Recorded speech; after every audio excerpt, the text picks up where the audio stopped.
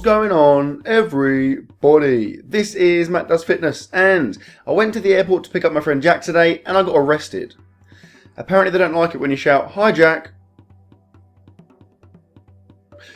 Okay, this is my squat highlights from the first week of my 4th cycle. That is correct, my friends. I'm into my 4th cycle. That's a long time running my own program, but I feel like it's going well. So like I said in that video the other day, I'm going to go again. I'm going to hit it hard. Now, this was the first time I've squatted since my competition, which turns out to be about 8 days. Now, that's the longest I haven't squatted for a long time, and there were consequences to that. So, first things first, I felt friggin' good. I felt really, really strong. I went for 185 kilos, 408 pounds. The plan was to do 5 sets of 5, and I almost got it. And I've never done that before for sets of 5, so that's a big rep PR for me.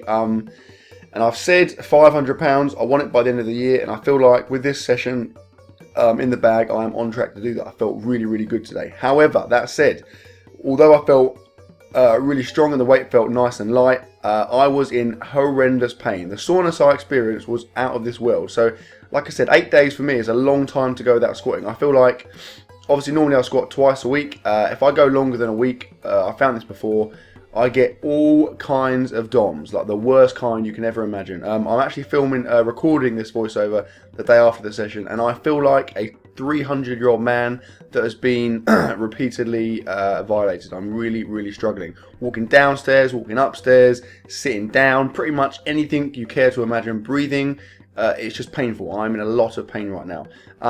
Yeah, I mean, obviously, generally speaking, DOMs, you get it, you know, the day after, the couple of days after your session. I had it during the session. I was so sore.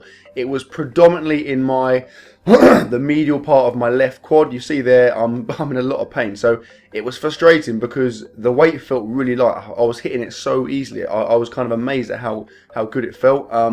It was just, like I said, the pain in my left quad was so friggin' intense that there was a couple of times I felt like it was going to cramp, or I was just going to kind of collapse with the weight under me. So I managed to get 4 sets of 5 out. This is the 4th set now. After this set, I was literally in pieces. So the 5th set, which we'll see in a minute, was a pretty pointless attempt to try, but I tried it, got 1 rep, and like I said, it was literally on the brink of cramping, so I had to sack it off. However, I'm really, really pleased with that. Like I said, for me, that is a big rep PR, and it's another step towards that 500-pound squat, which I want really, really badly, and I will get it. I assure you of that. Although I didn't do any accessory work in terms of my squats because I was so sore, I'm very, very sore now, so I think this workload was sufficient for me. And like I said, I hadn't squatted for 8 days, so yeah, anything I did really was a bit of a bonus. Going back to that 500-pound target. Now, obviously, I hit 496 pounds, which is 225 in my competition.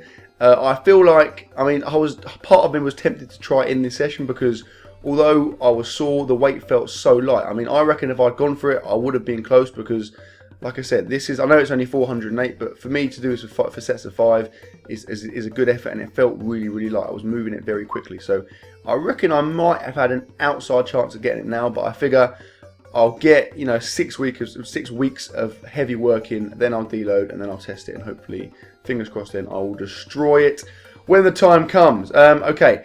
Accessory work wise, I did some wide grip chin-ups. Now, it looks there like I'm barely coming up, but I am coming, my shoulders are going above my elbows, well that last one there probably isn't, but yeah, the angle is a little bit misleading. I'm using a very wide grip there, which I don't normally use, but I quite like it because the handles are angled, so it feels a little bit more natural in terms of your grip and the position of your arms. I'm also, by the way, sporting a compression top, which I got from Aldi's. That's right, I buy my sporting apparel in a grocery store.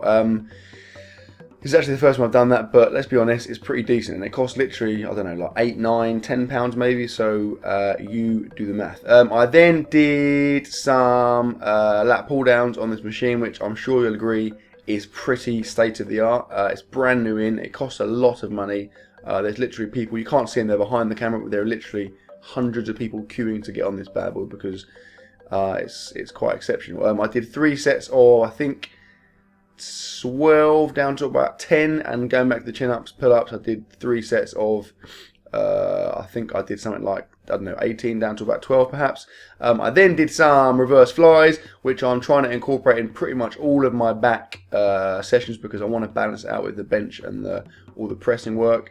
3 sets of 12-ish of these, really focusing on trying to contract my rear delts, get as much of a contraction there as I possibly can. But I was fighting a losing battle in that there was an old man topless on a unicycle with a giant magnet trying to pull the dumbbells away from me. There you go, son of a bitch.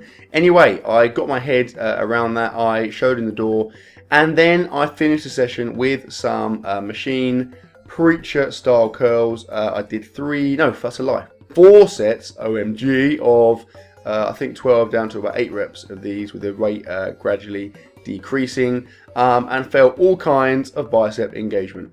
And that, my friends, was my week, as I only did squats twice because of time restrictions. Hope you enjoyed the video, guys. Please like, comment, share, subscribe as always, and I will see you tomorrow.